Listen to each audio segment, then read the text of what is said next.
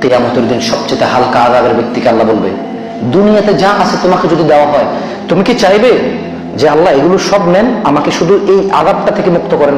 সে বলবে যে হ্যাঁ আল্লাহ, হ্যাঁ হ্যাঁ হ্যাঁ আল্লাহ, আল্লাহ আমি চাইবো আপনি আমাকে আযাব থেকে মুক্ত করেন, সব নিয়ে যান। আল্লাহ কি বলবে জানেন? আল্লাহ বলবে যে বরং আমি তোমার কাছে এর চাইতে অনেক কম চেয়েছি, যে তুমি আমার সাথে শিরক করিও না, কিন্তু তুমি শিরক করা ছাড়া ক্ষান্ত হওনি।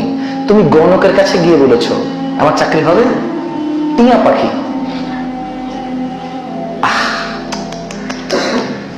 তুমি আমার ঘর মসজিদে আসনি, ওই কেউ একটা পাকা করেছে, তুমি মৃত মানুষের কাছে গিয়েছো।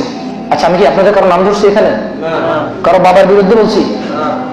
আমি সিম্পলি বলেছি আমওয়াতুন গায়রু আহইয়া।